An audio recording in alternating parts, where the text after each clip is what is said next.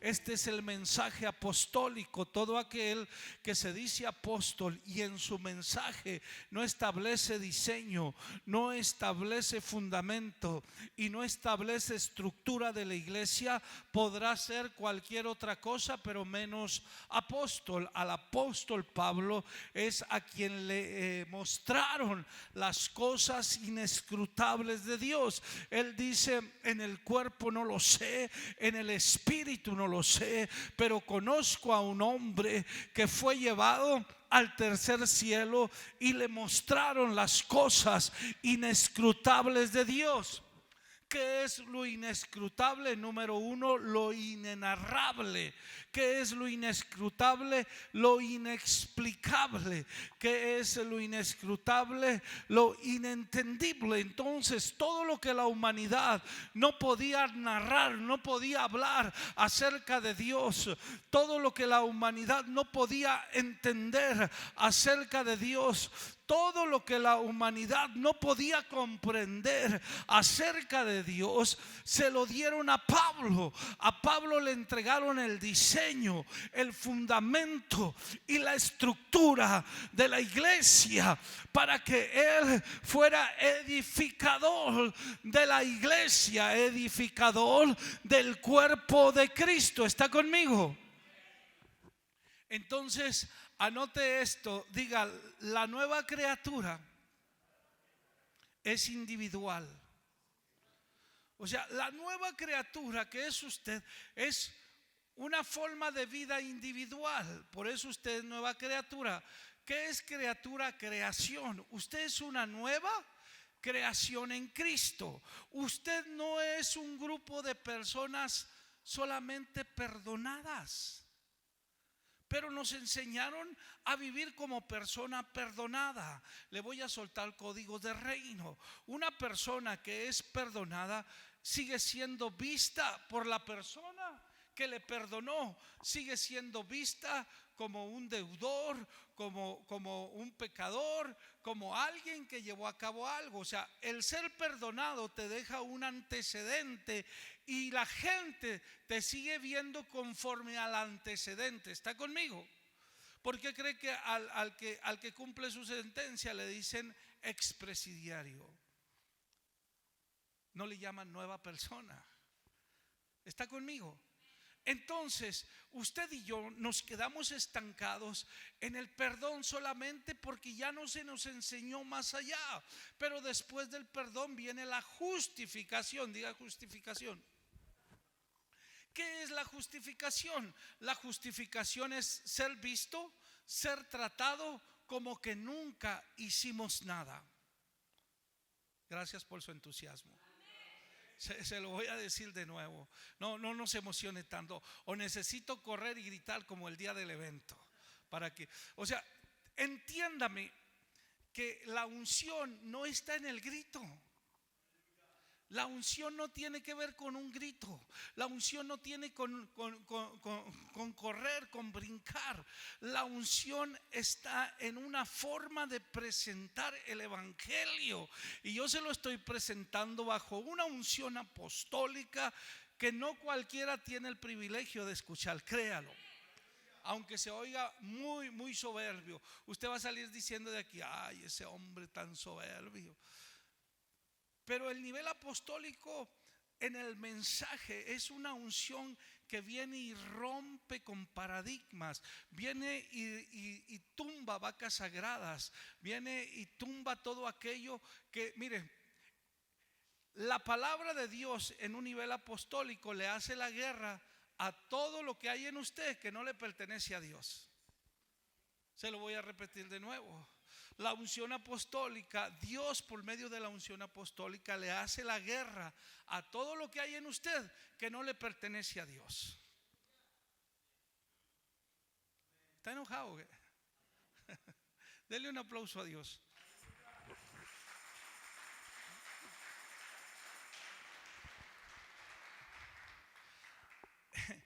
Así es de que necesitamos entender que algo se deformó, algo se perdió en usted y en mí, y nos están invitando a una reforma.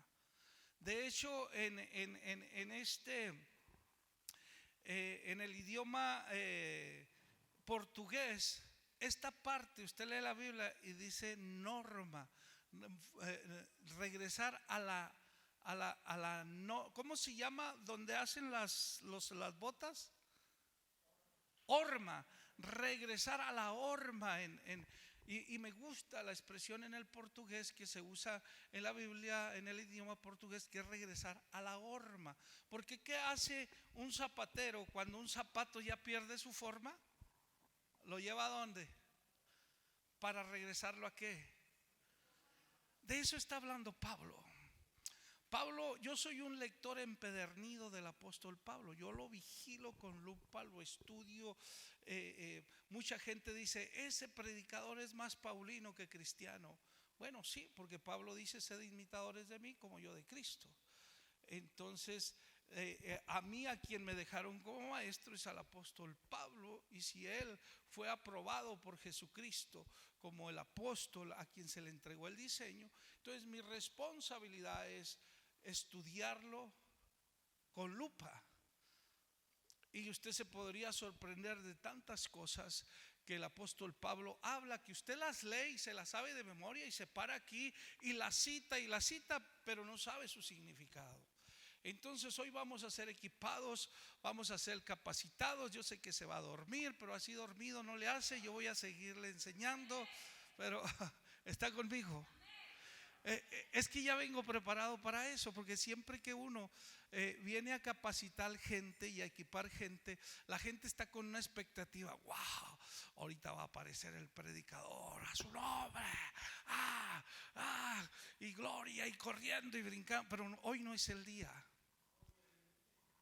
Hoy no es el día. Hoy quiero enseñarle algo extraordinario. Si usted no quiere gritar a gloria a Dios o aleluya, porque cree que solamente lo motivan a decir un gloria a Dios y un aleluya cuando el predicador está gritando y brincando, entonces le vamos a cambiar su chip. De hecho, la convocatoria en el anuncio decía una mentalidad diferente. ¿Cuántos vieron la publicidad? ¿Qué decía? Una mentalidad diferente. Bien, esa mentalidad diferente viene de la expresión arrepentíos. Juan el Bautista y Jesucristo gritaban arrepentíos. ¿De dónde viene la expresión arrepentíos? De la expresión metanoia. ¿Qué es metanoia? Cambio de pensamiento. Y esto mismo es lo que Pablo está hablando: ser transformados por medio de la renovación del entendimiento. Esta es una ecuación poderosa. Dice Pablo que solamente vamos a ser transformados por medio de la renovación del entendimiento. No hay transformación si no hay cambio de pensamiento. Juan el Bautista decía: cambien su forma de pensar, arrepentíos. Metanoia era lo que él gritaba. Pero como usted y yo somos tan religiosos, oímos arrepentíos y creemos que hay que arrepentirnos exclusivamente de un pecado que estamos haciendo. Pero Pablo está hablando, y Juan el Bautista estaba hablando, de una metanoia, de un cambio de pensamiento. De hecho, hay un proverbio que dice que el fruto, o todo lo que el hombre lleva a cabo, o sea, la vida del hombre, es el resultado de sus pensamientos. La forma en que tú piensas es la forma en que hablas. La forma en que tú piensas es la forma en la que le hablas a tu esposa. La forma en que tú piensas es la forma hasta en la que comes. La forma en la que tú piensas es la forma en la que manejas. La forma en la que tú piensas es la forma en la que te comportas cuando estás en los semáforos y cuando el tráfico está a todo lo que da. La forma en la que tú piensas es la forma en la que te conduces en tu trabajo. La forma en la que tú piensas es la forma en la que tú te conduces como esposo o como esposa o como padre o como hijo. Todo nace en un pensamiento. una forma de pensar, es una cultura. Diga conmigo, las palabras engendran ideas, las ideas engendran pensamientos y los pensamientos engendran una cultura.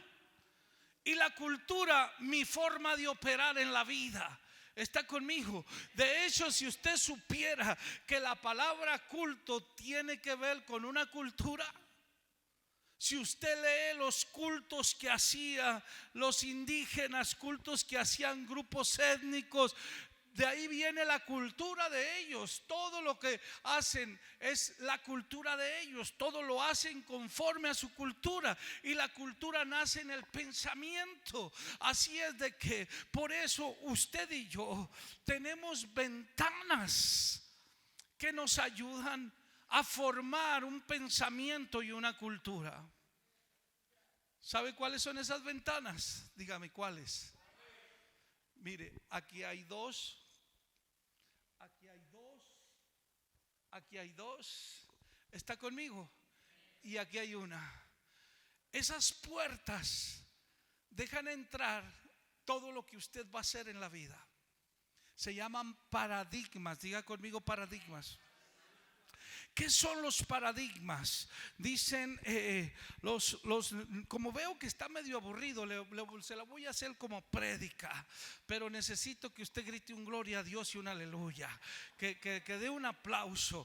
Pero si se lo hago como prédica, no lo voy a esperar a que anote. No va a alcanzar a anotar nada y se va a llevar sus anotaciones a la mitad y no va a saber ni de lo que le prediqué. Así es de que si le predico, cuando le pregunten de qué se trató, no sé, pero aplaudimos y gritamos, porque eso es lo que pasa en los cultos avivados. No estoy diciendo que no lo debemos hacer. Hay tiempo para el culto avivado y hay tiempo, aleluya, para ser capacitado y ser equipado.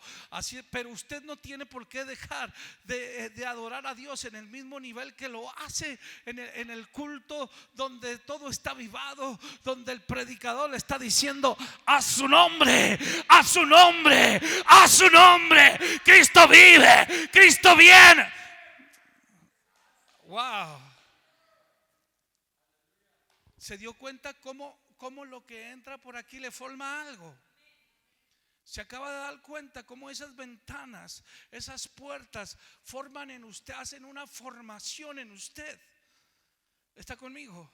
A tal grado que cuando estamos acostumbrados que estas 5 puertas de las que le acabo de hablar están acostumbradas a ver al predicador correr, hablar en lenguas, estar mencionando palabra profética, estarlo señalando, el día que viene alguien con un mensaje formativo que no lo lleva a ese nivel de su alma, entonces usted dice: no traía nada de Dios. ¿Está conmigo, sí o no? Porque confundimos que la presencia de Dios está en el grito, en el mover, está aquí. Y usted me conoce qué nivel de predicador soy, pero también soy maestro, soy apóstol y hoy traigo un tema que quiero capacitarle. Pero si quiere se lo predico. Si quiere se lo predico y le digo, cuando salga de aquí le van a preguntar de qué se trató y usted va a decir: no sé, pero mira, aplaudí tanto que mis manos me duelen, dancé tanto que hasta me están dando calambres, grité tanto que hasta vengo ronco. ¿Pero qué aprendiste? Nada, pero mira cómo vengo gozoso. ¿Está conmigo? Entonces hay tiempo para todo y hay tiempo para todo. Entonces yo necesito, por favor, que le dé un aplauso a nuestro Dios, como si el predicador estuviera gritando, brincando, danzando. Ok, estamos en los paradigmas. Paradigma, diga conmigo, verbal. ¿Qué es el paradigma verbal? Póngame atención en esto. Dicen los neurólogos que cuando tenemos los primeros 5 años de edad, aquí adentro hay unos canales. Esos canales agarran todas las frecuencias que están escuchando. Todo lo que está escuchando se queda grabado, aunque a esa edad no podemos interpretarlo. ni podemos entenderlo al 100%, se queda grabado. Luego viene una edad en la adolescencia donde eso que se quedó grabado trae una reprogramación conforme a lo que se quedó registrado. Ese es el paradigma verbal. Pero también está el paradigma visual. ¿Qué es el paradigma visual? Todo lo que vemos también en esos primeros años, todo lo que vemos, los escenarios, todo se queda también ahí grabado, y luego viene también una reprogramación. Pero lo que más impacta nuestra forma de ser, lo que más hace nuestra cultura, es el paradigma vivencial. ¿Qué es el paradigma vivencial? El paradigma vivencial es todo aquello que yo experimento cuando niño, se queda grabado, se queda ahí establecido, es una impronta, se queda improntado. La palabra impronta viene de marca. Entonces fuimos improntados por la casa origen, por la calle, por la escuela, por el barrio, por los amigos. Fuimos improntados con el paradigma verbal. Todo lo que escuchábamos: usted no sirve para nada, usted no va a ser nadie, somos pobres en esta casa, nacimos pobres y se van a morir pobres. Y la gente ha sido improntada con diferentes cosas negativas o positivas. En otro: usted es un ganador, usted es un triunfador, usted. Entonces somos improntados. Pero yo quiero agarrar el contexto de donde venimos la mayoría, cómo fuimos improntados por nuestros padres, por la gente que nos rodeaba. Usted es un drogadicto, un día lo vamos a encontrar muerto, un día va a estar en la cárcel, se va a convertir en un matón. Mira, el niño es como su padre, se empina la cerveza y va a tener muchas mujeres, y vamos siendo improntados con lo que oímos, con lo que vemos, con lo que experimentamos en carne propia. Entonces viene una edad en la cual viene una reprogramación, y ahí va a estar nuestra cultura. Esa va a ser nuestra forma de vivir, esa va a ser nuestra forma de pensar, esa va a ser nuestra forma de actuar.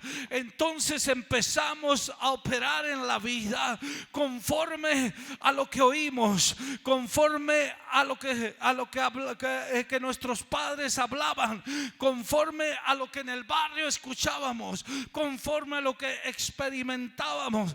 Entonces esos tres elementos marcan toda nuestra forma de vivir, toda nuestra forma de entender, y por ahí vamos a filtrar todo. Por eso en veces dicen: ay, es que esta persona es bien terca. ¿Sabe por qué? Porque todo lo filtra por esos filtros, por el paradigma verbal, visual y vivencial. Es que así me enseñaron a mí, así vengo educado, yo no voy a cambiar. Y entonces viene algo que lo confronta y le dice: oye, llegó el tiempo de no, yo no voy a cambiar. Y la gente se cierra porque esa es su cultura, ese es su culto en la vida. Ahora me está entendiendo cuando Pablo dice que somos el culto racional. O sea, usted hace un culto en su vida de todo lo que oyó, de todo lo que hablaron sus padres, o sea, del paradigma verbal. ¿Está conmigo? Del paradigma visual, del paradigma vivencial. Y usted hace un culto en la vida, esa es su cultura. El culto no es venir y brincar, mis amados. Quítese esa mentalidad, diga una mentalidad diferente. El culto no es venir, cantar 3 rápidas, 2 despacio, ofrendar y irnos a... No, esa es una liturgia que hacemos los hijos de Dios para honrar a Dios. ¿Sabe lo que es liturgia? Orden de servicio. No vaya a decir: ay, habla como sacerdote. No, estas palabras, usted va a escuchar muchos términos que tal vez lo escuche en la iglesia católica y va a escuchar también en el nivel apostólico, porque son palabras eclesiásticas. ¿Sabe qué es eclesiástico? todo lo que no es secular. ¿Sabe qué es secular? Todo lo que no es eclesiástico.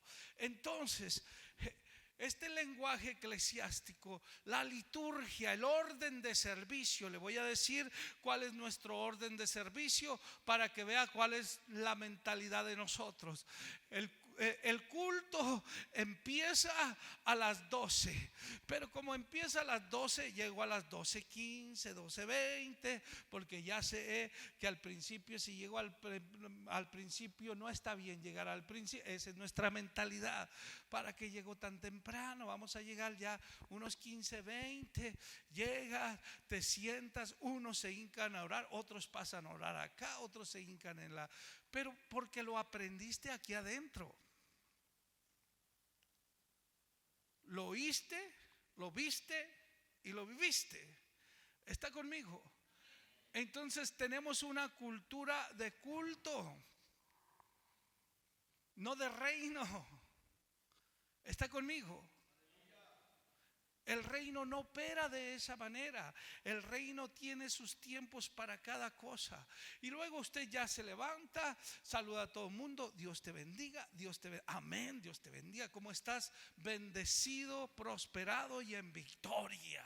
Y las mismas frases, tenemos frases ya aprendidas porque fuimos improntados. ¿Está conmigo? Fuimos improntados. Pero si alguien viene y te dice, no te voy a decir hermano, ni te voy a decir Dios te bendiga, que te diga buenos días. ¿Cómo se llama usted? Cristóbal. Buenos días, Cristóbal. Me contestó buenos días, hermano, porque ya es un lenguaje, ya es una cultura. Pero si alguien llega y te saluda y no te dice ni hermano ni Dios te bendiga, dices, no es cristiano. No es cristiano. Si está conmigo. ¿Qué sucede?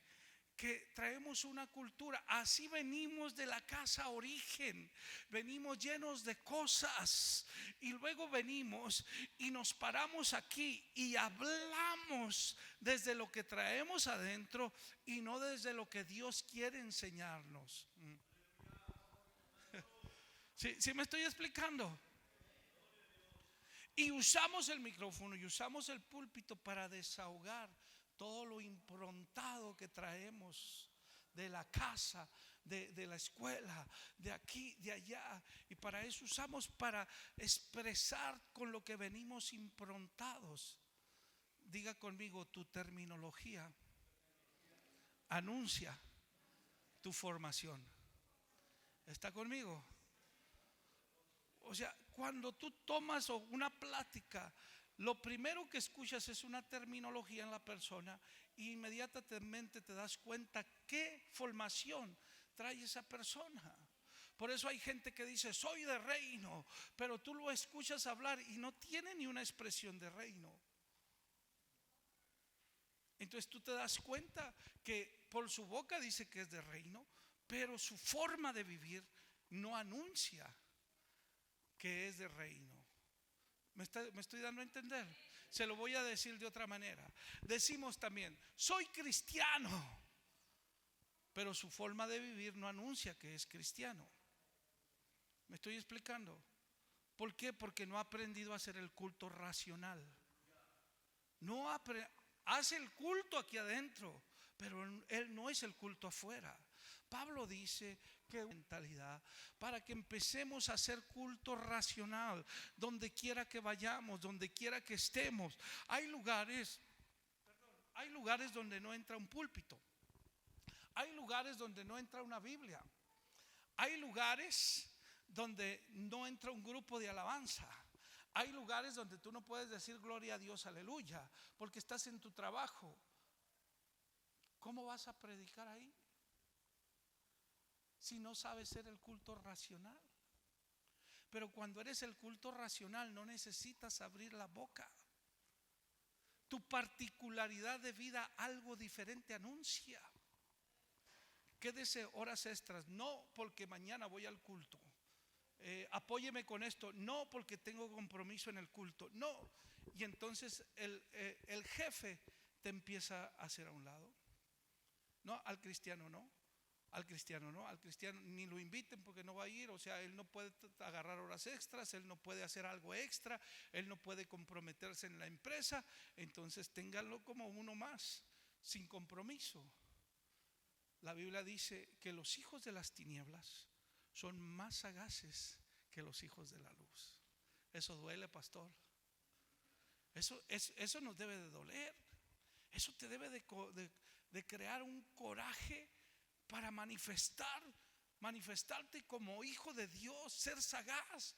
Pero dice que los hijos de las tinieblas son más sagaces que los hijos de la luz. Me pone esa escritura, me la busca ahí por favor, rápido. Los hijos de las tinieblas son más sagaces que los hijos de la luz.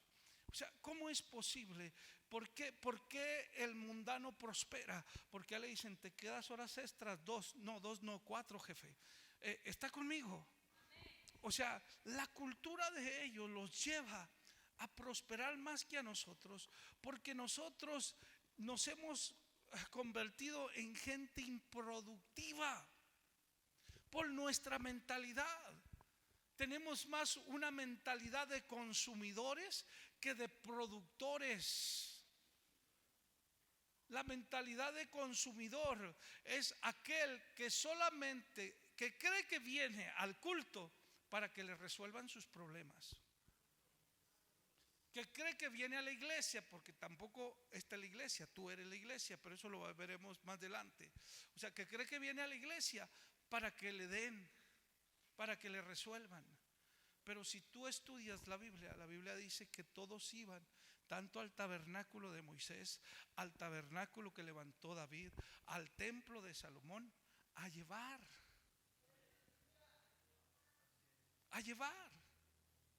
no a que les dieran. Pero tenemos mentalidad de consumidores y no de productores, a tal grado que nos enseñaron: no estudie, porque la letra mata, pero el espíritu vivifica. Y nunca nos explicaron que la letra que mata, según Pablo, es la ley de Moisés, y el espíritu que vivifica,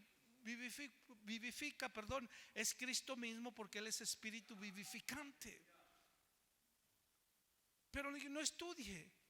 Y entonces nos hicieron, pastor, gente improductiva, analfabetas, gente que piensa que porque grita 3 aleluyas y 2 glorias a Dios ya se ganó el cielo. Entonces necesitamos cambiar. Necesitamos levantar una generación diferente, con una mentalidad diferente, productiva, que afecte, que venga y golpee las estructuras del enemigo. ¿Por qué? Porque queremos ganar guerras solamente aquí adentro, orando con la rodilla doblada, pero sin hacer nada allá afuera. Entonces aquí adentro se dobla la rodilla, pero allá afuera se manifiesta lo que estás haciendo aquí adentro. Me estoy explicando. Las estructuras se derriban de adentro, no de afuera. Está bien aburrido, ¿ah? Yo veo que la gente se levanta, se va. Usted dígame si paro o sigo. Paro o sigo. Entonces, mientras no entendamos que Pablo nos está invitando a un cambio de pensamiento, a que no tomemos la forma del ayón del siglo, del mundo en el que nos tocó vivir. Póngame otra vez la escritura, por favor, la de Romanos 12:2.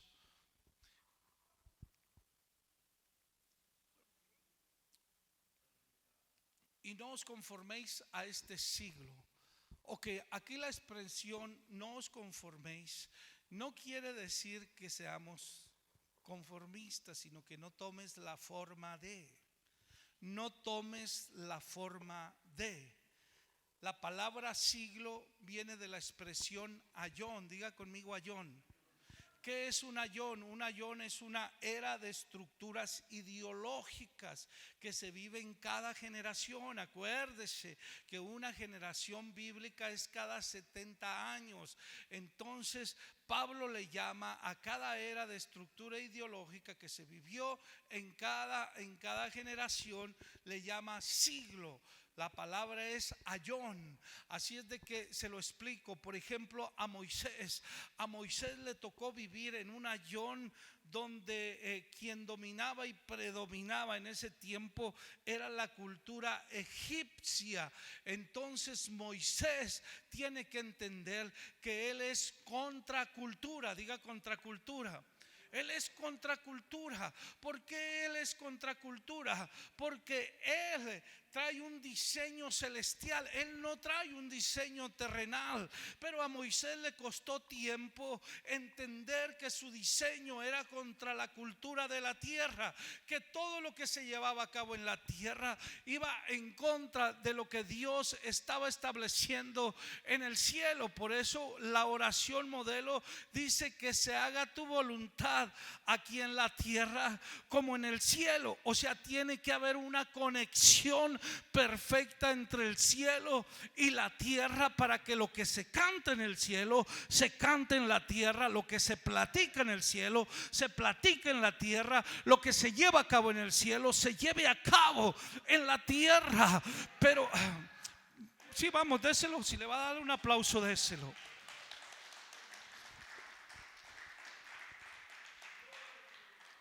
Entonces Pablo dice: no os conforméis a este siglo, no tomes la forma de lo que de la era de estructuras ideológicas en las que te tocó vivir. Moisés tiene que entender que su diseño es contracultura. Él se vestía como egipcio, él hablaba el idioma de los egipcios, él comía como los egipcios, se vestía como los egipcios, se comportaba como los egipcios, pero no era egipcio, porque lo que determinaba en Moisés su diseño no era su comportamiento, no era como él se vestía, sino su ADN. Entonces él no era egipcio, él era hebreo, pero él tenía que entender que él tenía que manifestar lo que su ADN traía. Por eso muchas veces entendemos que ya somos de Dios, que ya pertenecemos al cuerpo de Cristo, pero seguimos vistiéndonos como egipcios, seguimos hablando como egipcios, seguimos comportándonos como egipcios, porque no hemos entendido que tenemos que manifestar el ADN en una forma de vida, en una forma de pensamiento, en una forma de culto, en una forma de cultura. ¿Sí me estoy explicando? Entonces Moisés entiende que es contracultura y tiene que ir en contra de los egipcios. Pero no solamente Moisés, Sadrach, Mesach y Abednego y Daniel, ellos les tocó vivir en un ayón o en un siglo, como dice Pablo, en una era de estructuras ideológicas medopersas. Eran los medopersas los que dominaban y predominaban en ese tiempo. Entonces Daniel, Sadrach, Mesach y Abednego, cuando caen en cautiverio con los medopersas, hasta el nombre les cambian. ¿Por qué cree que les cambian el nombre? Porque les quieren quitar todo lo de los hebreos que ellos traen. Pero el enemigo siempre se equivoca, porque no es que te cambie el nombre, no es que te cambie la forma de vestir. Lo que necesita cambiar es tu ADN. Para que tú dejes de pertenecer a Dios, necesita que ya no haya ADN de Dios en ti. El diseño de Dios está en el ADN. ¿Está conmigo? Entonces los agarran, les cambian hasta el nombre y les quieren dar de comer la comida que comen los medopersas. Y Daniel dice: propongo en mi corazón no contaminarme con los alimentos del rey. Póngame atención en esto. Aunque está hablando de un plato de comida, no está hablando de un alimento, está hablando de una cultura.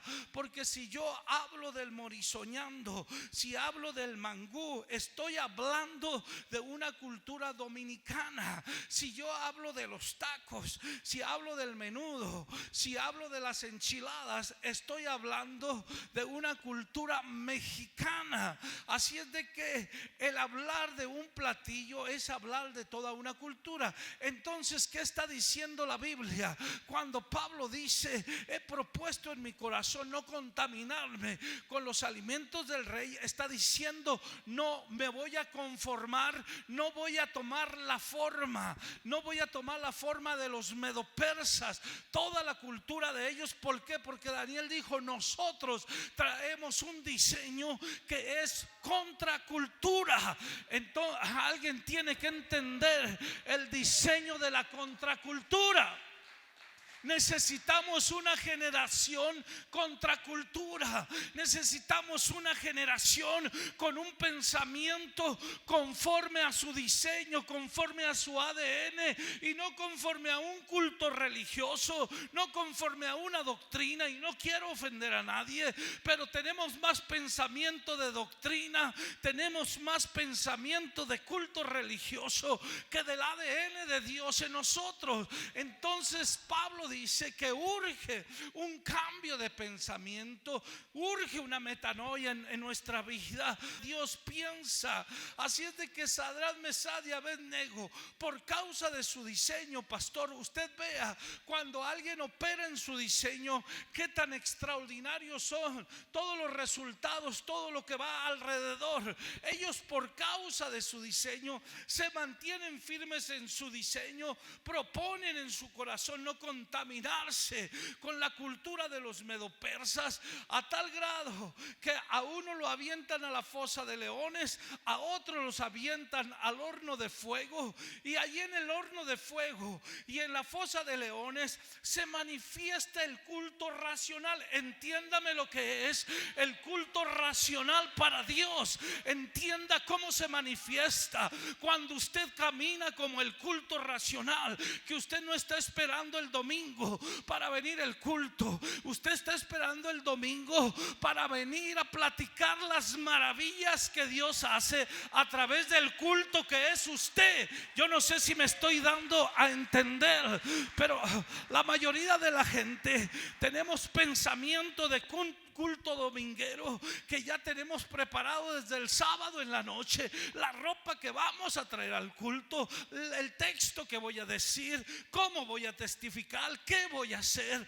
porque estamos pensando que el culto más grande es cuando nos reunimos. No, nosotros nos reunimos para ser equipados, para ser capacitados, para adorar a Dios, para levantar manos, para platicar entre nosotros, para fortalecernos unos a otros, para una coinonía. Pero el culto somos nosotros. Cada día que yo salgo de casa, cada día que yo regreso a casa, el culto soy yo. O sea, ¿qué clase de culto le estoy ofreciendo a Dios en mi casa?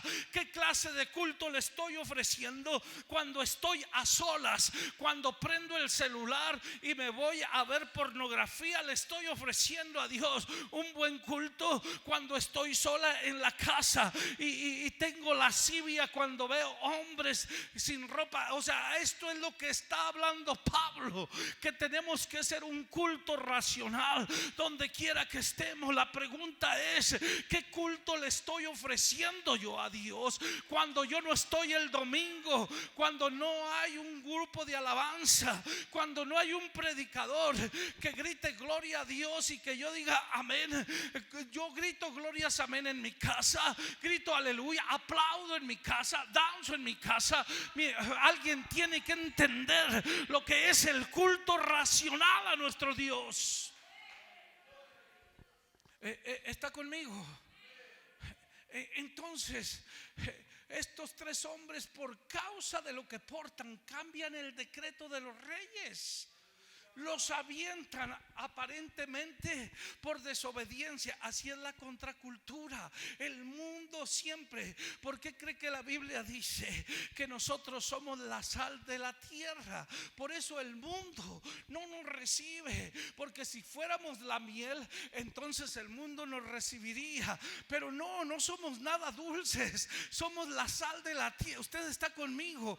Por eso el mundo, no cabemos en el mundo, porque el mundo nos desecha, porque somos contracultura. Nuestro diseño contra el diseño del sistema va y golpea el diseño. Por eso usted ve que unos hombres llegaron a una ciudad y el sistema dijo: wow, los que trastornan al sistema también han venido acá. Alguien tiene que entender que ser contracultura es ir en contra del sistema, es ser un trastornador del sistema. Eso es lo que Pablo nos está enseñando, pero solamente lo leemos y lo pasamos por alto y no nos detenemos a preguntarle a Pablo: Pablo, enséñame bien esto, porque no alcanzo a comprender a qué te refieres cuando dices no os conforméis a este siglo. Es que yo he escuchado predicadores que hablan tanta tontería en el púlpito, que dicen que Pablo dijo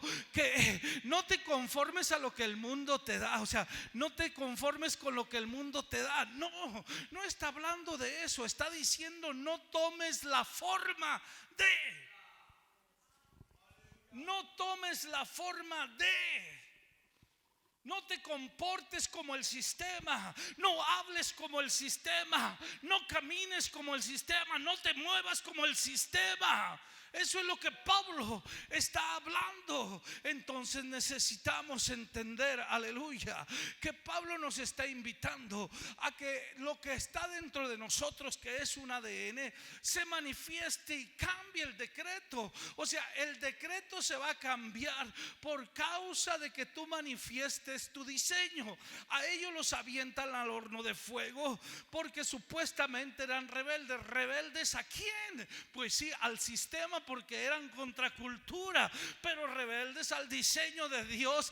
Allí estaban parados. ¿Me estoy explicando? Entonces la gente te dirá: eres un rebelde. Sí, pero explícame, ¿rebelde a quién? Porque el diseño que yo traigo, yo lo estoy manifestando como Dios me dijo que lo manifestara. Cuando tú manifiestas el diseño de Dios, va a molestar y va a incomodar al sistema. Entonces el sistema se va a levantar contra ti. Se levantaron contra ellos, los aventaron al horno de fuego. Después de un tiempo esperaban ver cenizas, pero no había cenizas, porque el diseño de Dios, el ADN, no se destruye. Alguien tiene que entender, aleluya. El ADN de Dios no se puede destruir. Nada terrenal puede destruir el ADN de Dios, porque es una vida indestructible. Dice Efesios que tú y yo estamos sentados en un sacerdocio según el orden de Melquisedec, que obedece a una vida indestructible. Entonces nuestro ADN es indestructible. ¿Está conmigo?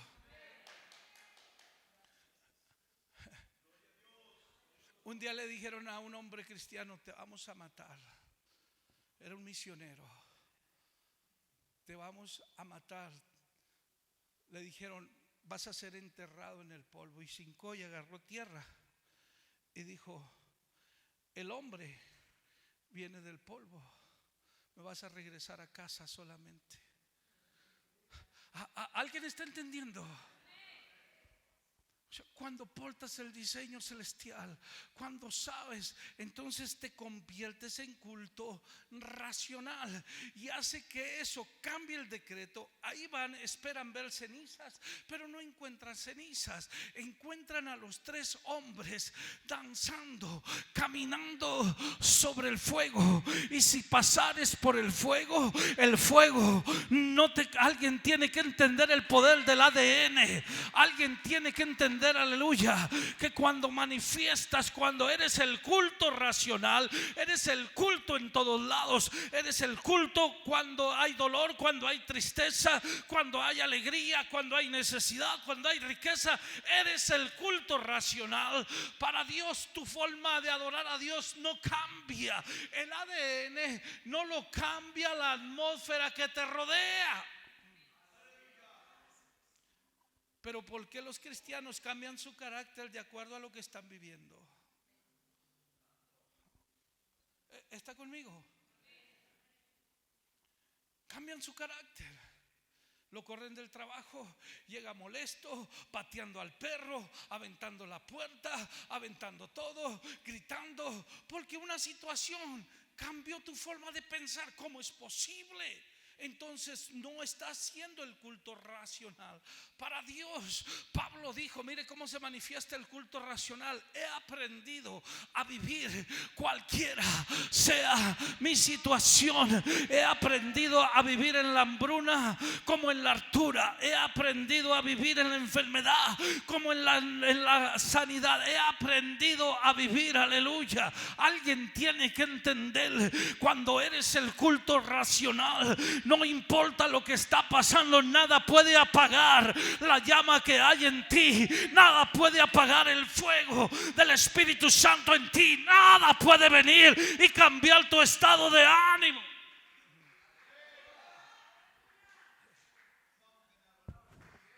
Pero hay gente que su estado de ánimo cambia hasta porque no lo saludaron.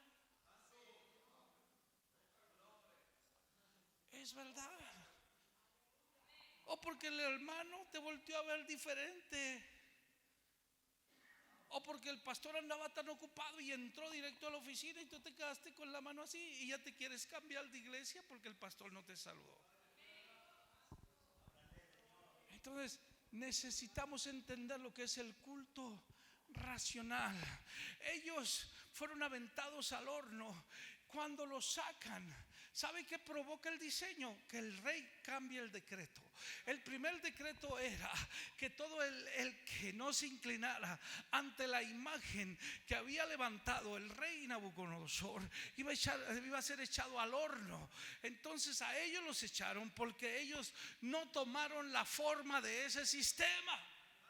Diga, eran contracultura. Entonces, cuando eres contracultura, lo primero que va a venir contra ti es un juicio. Se echó a perder. Se acabó el gozo. Cuando eres contracultura, lo primero que se va a venir contra ti es un juicio, porque el sistema está molesto contra ti y el sistema va a querer destruirte. El sistema va a querer apagarte. ¿Se acuerdan cuando se levantaron contra los apóstoles y vino Gamaliel y les dijo: hey, cuidado muchachos, porque vino fulano, murió su líder y se dispersaron. Vino sutano, murió su líder y se dispersaron. Dice, pero no vaya a ser que nos hayan peleando contra Dios. O sea, contra un ADN celestial. Alguien tiene que entender, contra un diseño celestial. Como que Gamaliel soltó un destello de lo que Pablo está hablando aquí y les dijo: es que hay diseños contra cultura que van a molestar al sistema. ¿Está conmigo? Paro, sigo. Entonces a ellos lo sacan y el rey cambia el decreto. El segundo decreto del rey, por causa del diseño. Diga, por causa del ADN. Por causa del ADN de ellos. El segundo decreto del rey es: a todo aquel que diga algo en contra de Sadrach, Mesach y Abednego. Alguien tiene que entender cómo. Alguien tiene que entender que urge un cambio de pensamiento para poder entrar a operar como culto racional a donde quiera que esté. Necesito cambiar mi mentalidad templaria por mi mentalidad de diseño. ¿Está conmigo? Necesito dejar de estar con mi mental. Es que voy al templo. El templo eres tú. El templo eres tú. ¿Está conmigo? Es que voy a la iglesia eres tú. Es que voy a subir al lugar santísimo, el lugar santísimo eres tú. Es que los utensilios sagrados ahí están sentados. Alguien tiene que entender que Pablo está hablando de un nivel de cambio de pensamiento, donde tomas tu ADN y empiezas a tomar tu lugar en Cristo. Empiezas a ver que Él te metió a una dimensión en la cual todo lo que tú hagas tiene que estar conectado al reino de los cielos. Todo tiene que estar sustentado en el propósito de Dios, para que entonces seas efectivo en lo que estás llevando. Yo puedo llevar tareas a cabo, puedo levantar un lugar aquí y otro allá, pero si no estoy dirigido, sustentado en el propósito, direccionado en el reino, entonces estoy haciendo una obra propia y no estoy convirtiéndome en el culto racional para Dios. ¿Está conmigo? Pero eso no es nada. A Pablo le tocó vivir en un siglo o en un ayón judío grecorromano. Diga, judío grecorromano. Las tres culturas más fuertes, con mayor influencia hasta hoy: judío grecorromano. Los judíos, los griegos y los romanos. A Pablo le tocó vivir en un siglo, en una era de estructuras ideológicas, judío greco-romano. Pero cuando él se topa con el diseño, camino a Damasco, la gente dice: es que lo tumbó del caballo.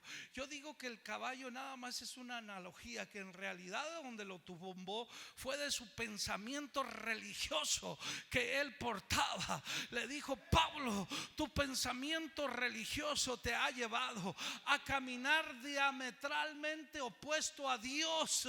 Yo te voy a enseñar caminar correctamente en el reloj de Dios.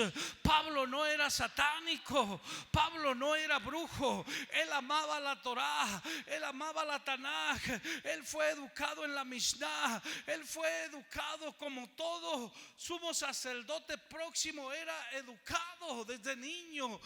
Allí estaba a los pies de Gamaliel. Él no era satánico, pero Dios tuvo que ir a enseñarle el pensamiento correcto para que fuera por el camino como a un hombre de ese nivel, a un rabino, a un erudito como era Saulo de Tarso. Tiene que venir Cristo y tumbarle sus pensamientos y direccionarlo en el camino correcto, como que es algo vergonzoso para un hombre de ese nivel. Pero Dios tenía que venir a enseñarle el camino correcto. ¿Está conmigo? Búsqueme la escritura, por favor. No me recuerdo la dirección, pero pregúntele al apóstol Google para que le dé la dirección donde Apolos va con Priscila y Aquila. Así ponga: Apolos es enseñado por Priscila y Aquila. Así es de que a un hombre de este tamaño Dios le habla y lo direcciona en el camino correcto. O sea, ¿quién somos usted y yo? A tal grado que este hombre entiende el nivel que él porta y él dice: wow, estoy caminando en un nivel tan tremendo. Pero ¿sabe qué me encanta? Que dice: no pretendo haberlo alcanzado. No le llama la atención qué clase de hombre está diciendo: no pretendo haberlo alcanzado. ¿Quién está diciendo: no pretendo alcanzarlo? El que fue al tercer cielo y le mostraron las cosas inescrutables de Dios, y él dice: todavía no lo alcanzo todo. ¿Quién es el que está diciendo: no pretendo alcanzarlo? Sino aquel que se levanta un ciclón llamado Eglocridón, y viene el Espíritu de Dios y le dice: tranquilo, que nadie se va a morir. ¿Quién es el que dice: no pretendo haberlo alcanzado? Sino aquel que va y se agacha en la isla de Malta y se le prende una serpiente venenosa y no se muere. ¿Quién es el que está diciendo: no pretendo haberlo alcanzado? Aleluya. Sino aquel que es metido a la cárcel y en la cárcel canta un himno y la cárcel se estremece. Y alguien tiene que entender, aleluya, lo que es el culto racional para Dios. Pablo y Silas en la cárcel. Si ellos eran dominados por el ambiente y la atmósfera, ¿sabe qué hubiera pasado si hubieran peleado uno al otro? Por tu culpa, ¿para qué andas echando fuera demonios? Y si hubiera visto un pleito entre dos apóstoles ahí. Pero ¿sabe qué? Que los dos entendieron que nada podía cambiar su estado de ánimo, que ellos eran el culto racional. En la cárcel o afuera de la cárcel, alguien tiene que entender, aleluya, lo que es el culto racional para Dios. Hoy tu mentalidad tiene que cambiar. Tienes que llevarte una mentalidad diferente. Y ¿sabes qué pasa? Que cuando tú empiezas a cambiar tu forma de pensar, ¿sabes quiénes son los primeros que te atacan? En casa. ¿Y ahora qué te picó? Ay, ahora sí, voy cantando. Te doy 2 semanas, te doy 2 días para que dejes de cantar en la casa y vuelvas a decir malas palabras. ¿Alguien está aquí? O sea, te ponen fecha. Los mismos familiares, tu esposa, tus hijos, tu esposo, tus cuñados, la gente que te conoce, te ponen fecha de caducidad. Ay, ahora sí, muy cantante, cuñado, te doy 2 días, hombre, para que regreses otra vez. Está conmigo.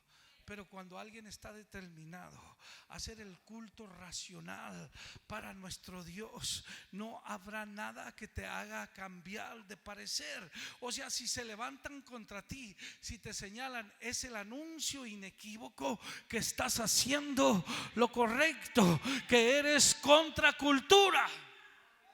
Diga contracultura. Paro o sigo. ¿Cuánto tiempo me queda, pastor? Estoy en la plataforma, todavía no.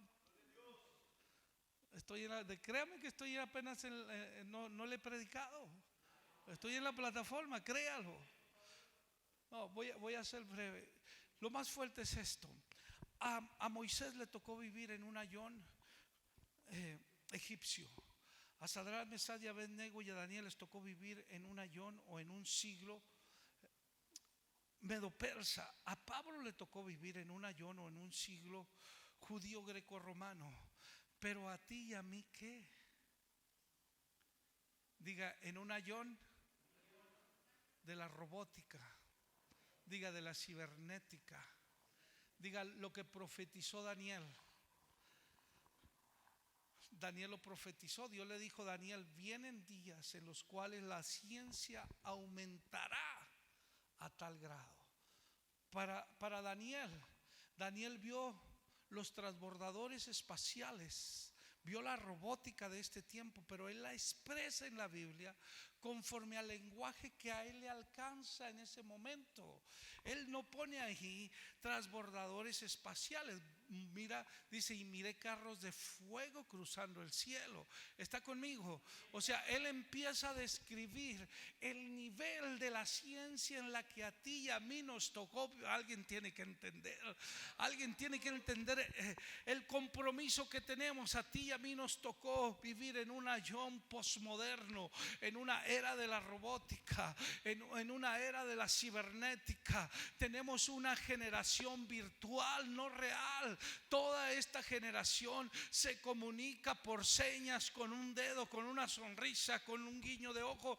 Tú te sientas con esa generación a platicar y no te dicen una sola palabra, pero háblales por teléfono y te van a tirar rollos de todo tipo, porque son virtuales. Vivimos en una generación virtual. ¿Cómo enseñarle a Cristo a una generación virtual? ¿Cómo enseñarle a Cristo a una generación de la robótica? ¿Cómo predicarle a un Cristo de hace 2000 años? Un Cristo antiguo, como dicen ellos, ideas antiguas. ¿Cómo llegar? ¿Cómo alcanzar a esa gente sentados solamente levantando las manos, aplaudiendo, cantando 3 rápidos, 2 despacio, irnos a la casa? tiene que haber algo más que eso.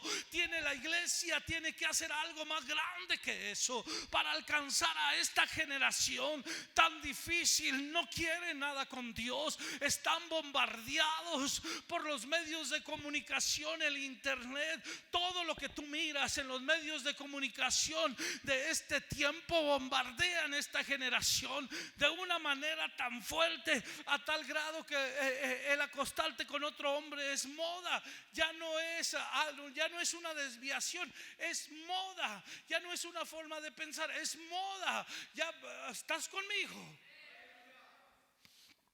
Entonces, ¿cómo llegar? ¿No te has preguntado qué esferas afectamos como iglesia? Cuando aplaudes, cuando adoras, cuando brincas aquí 2 horas y te vas, ¿qué esfera afectaste allá afuera? ¿Qué cambio trajiste? Entonces el culto eres tú. El culto que transforma allá afuera eres tú. El culto que va a traer un cambio eres tú.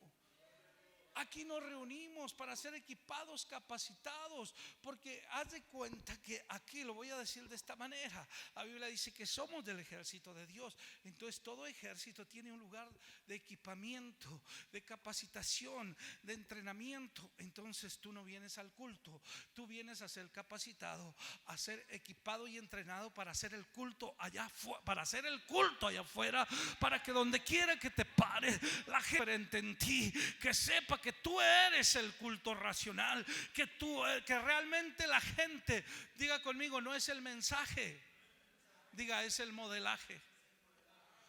¿Está conmigo?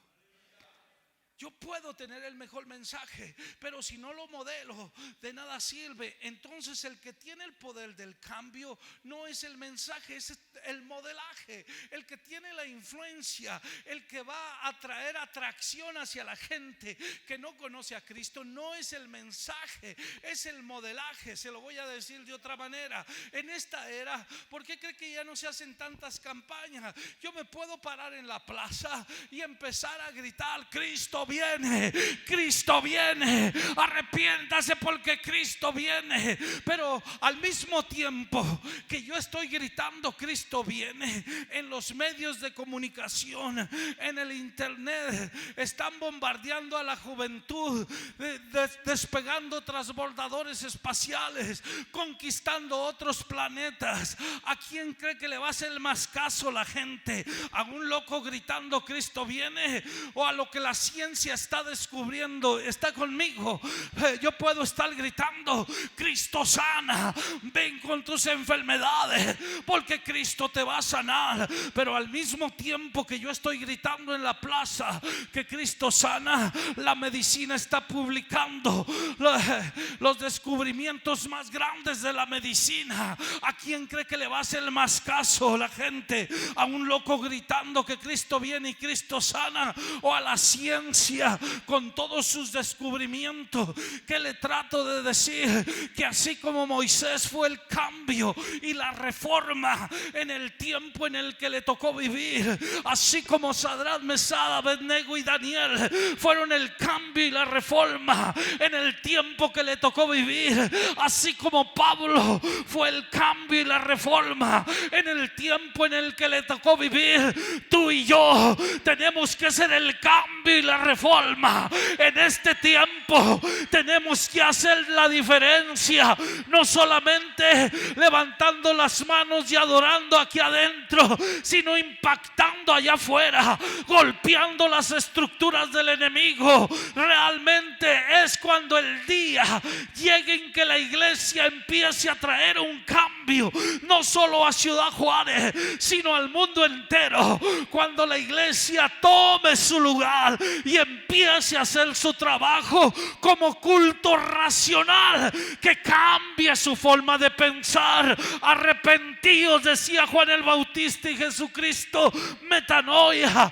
Cambie su forma de pensar para que cambie su forma de vivir. ¿Está conmigo? Pablo dice: no os conforméis a este siglo. Ya le expliqué todo lo que es, a qué se refiere Pablo con la expresión siglo. habla de una generación contra cultura. Contra cultura. Póngame allí por favor, eclesia con K, eclesia. Anótelo. Cristo dice un día: voy a edificar mi eclesia o mi iglesia. Que la palabra iglesia viene de la expresión eclesia. ¿Qué significa cuando Jesús dice: voy a edificar mi iglesia o mi eclesia? ¿De qué está hablando Jesucristo? ¿A qué se refiere? ¿En qué estaría pensando Jesucristo cuando dijo: voy a edificar mi eclesia? ¿En qué cree que estaría pensando? Alguien dígame algo. Alguien diga: yo creo que estaba pensando en esto. Vamos, alguien dígame en qué cree que estaba pensando cuando dijo: voy a edificar mi iglesia. ¿Qué se le viene a la mente? Un lugar con gente sentada, adorando, aplaudiendo y cantando. ¿Sí o no? Eso es lo que se nos viene. Pero no estaba pensando en eso. No estaba pensando en eso. Le voy a explicar. Ya me lo puso, eclesia, así es. ¿Qué es la eclesia? La expresión eclesia es los llamados afuera, o la asamblea de los llamados afuera. ¿A dónde fueron llamados? Y si Cristo dice: voy a edificar mi asamblea llamada afuera, ¿qué hacemos adentro? ¿Está conmigo? O sea, ¿qué hacemos adentro? Si la iglesia fue llamada por su misma expresión. Mire, diga, en la, ¿cómo se lo explico? En la, mire, el micrófono que tengo en la mano, hasta ahí. Yo no necesité preguntarle cuál es su función, porque usted dio a luz la función inmediatamente. ¿Sí o no? ¿Sí o no? En la definición está la visión, y la visión me da a luz la función. ¿Sí me estoy explicando? En la definición, si yo no defino cuando predico, entonces a usted no lo voy a llevar a la identificación.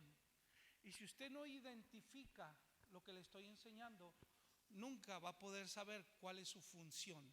¿Está conmigo? O sea, en la definición, póngame ahí por favor, me gustó eso. Póngame, en la definición está la identificación. Anótelo por favor. En la definición está la identificación. Y ponga: y en la identificación está la función. Lo voy a esperar. Ya voy a terminar. Viene lo más rico de la prédica. ¿Lo tiene? Yo traigo las 3, casi las 4. Pero en aquel reloj hay yo traigo una hora adelantada. Sí. Ok. ¿A qué horas termina normalmente, pastor? No, vamos a aterrizar esto bien rico, verá. Se va a ir con un Ok, léalo conmigo. No me lo puso. En la definición está la identificación, y en la identificación está. Ok, yo no necesité darle todo un estudio del micrófono, y usted identificó inmediatamente que era un micrófono, y inmediatamente usted dio la función del micrófono. ¿Por qué? Porque usted ya tiene la definición, ya tiene la función. ¿Sí me explico? Entonces, en cuanto usted lo ve, usted da a luz la función. Nadie necesita darle un estudio detallado del micrófono para que usted entienda la función. ¿Está conmigo? Porque cuando oímos iglesia, no sabemos cuál es la función de la iglesia. Si yo le pregunto a cada uno de ustedes, o si hago un examen ahorita y le digo, póngame la definición de la iglesia, la función, uno me va a poner la gran comisión, ir por todo el mundo, predicar el evangelio y hacer discípulos. Que eso ni siquiera se cumple, porque lo primero es ir, lo segundo es hacer discípulos, ¿va? Y muchos van, predican, pero no hacen discípulos. Y esa no es la gran comisión. Le estoy dando nada más un ejemplo. A todo mundo nos gusta ir a otros países, pero no todo el mundo se toma el tiempo de hacer discípulos. Entonces ni siquiera en eso estoy cumpliendo la gran comisión. Entonces yo le puedo preguntar a cada uno de ustedes, escríbame la función de la iglesia, y cada uno de ustedes me va a poner algo diferente de acuerdo a lo que hace aquí. Pero voy para allá, le voy a dar la función de la iglesia cuando Cristo dijo, voy a edificar mi iglesia o mi eclesía. Él no fue al tercer cielo a traer ese término. Ese término ya existía en Roma y existía en Grecia. Roma tenía una eclesía, Grecia tenía una eclesía. Y la gente, cuando oyó a Cristo decir, yo también voy a edificar mi eclesía, inmediatamente sabían de qué estaba hablando, porque ya conocían la función de la iglesia, de la eclesía de Roma y la eclesía de Grecia. Entonces la gente, cuando escuchó, no fue algo raro para ellos. Para nosotros es raro, porque no tenemos la definición, no tenemos la identificación, mucho menos la función. Si yo agarro el teléfono y yo le digo, ¿qué tengo en mi mano? ¿Qué va a decir usted? Pero inmediatamente dio a luz la función. Porque cuando oímos su iglesia, cada quien da a luz una función diferente. Porque no tenemos en claro la definición, por tanto no identificamos a la iglesia. Y como no identificamos bien a la iglesia, le damos la función que yo creo, que yo pienso, que se me hace. ¿Está conmigo? Pero necesitamos entender qué es lo que Cristo dice, en qué está pensando cuando Cristo dice, voy a edificar mi eclesía. Toda la gente que estaba ahí dijo, wow, va a levantar otro grupo como el de los griegos y el de los romanos. Sí, son dos paralelos que Jesús tomó cuando dijo, voy a edificar mi eclesía. ¿Cuál es el primer paralelo? Se lo explico en 2 minutos, porque si no se nos va el tiempo que me queda para predicarle. Sí, cuando él hablaba de Grecia, de la eclesía de Grecia, estaba hablando de un grupo de personas, diga un grupo de personas, diga que eran llamadas afuera. Estaban afuera de las puertas de Grecia. Esa era la eclesía, era un grupo de personas, diga competentes. Otra vez diga competentes. Diga diestros, diga capacitados, equipados, diga profesionales. Eso era el nivel de la eclesía de Grecia. Era gente competente, capacitada, calificada, cualificada, entendida en su función. No se peleaban entre ellos. No, es que a mí me toca esto, es que a mí me toca. No, mejor te lo cambio.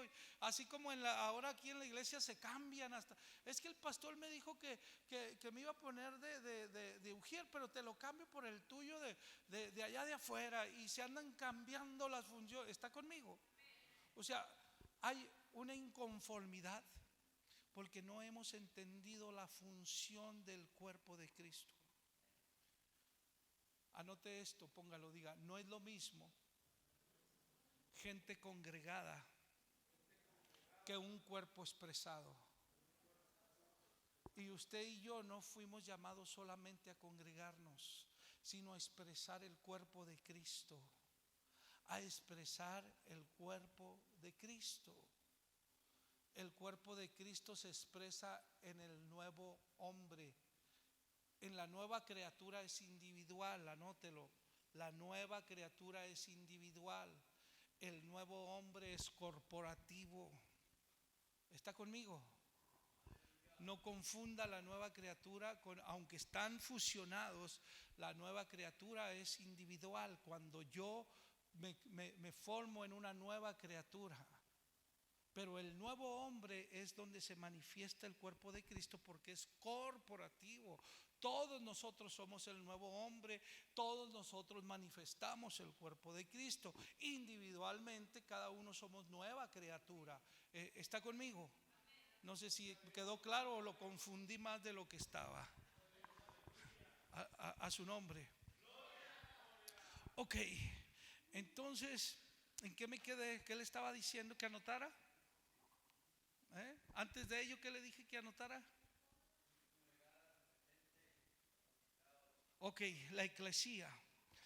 Si está conmigo. Yo no sé si todos, gracias pastor, vine a darle clases a usted con todas estas personas escuchando lo que usted está aprendiendo. A su nombre. ¿Está conmigo? No se sienta ofendido, ponga atención, colabore si no le interesa. Yo siempre he dicho, pastor, si alguien viene a escuchar a alguien que no le interesa, ¿para qué viene? De verdad, siempre he dicho eso. A mí me invitan a muchas conferencias y si yo voy a ir a escuchar a un conferencista y a estar inconforme, pues mejor no voy. Eso es verdad. Entonces, a usted le anunciaron que venía yo y si le caigo gordo, pues no hubiera venido. ¿Para qué se incomoda? Yo me voy a ir feliz, igual como llegué, usted se va a quedar incómodo. A su nombre. Eso no lo grabó, ¿ah? Así es de que esa era la eclesía de Grecia. Estaban afuera, póngame atención. Estaban afuera, nadie, diga nadie, ni nada. Otra vez diga nada ni nadie. Ok, va. Nada ni nadie podía entrar a Grecia si la eclesía no lo autorizaba.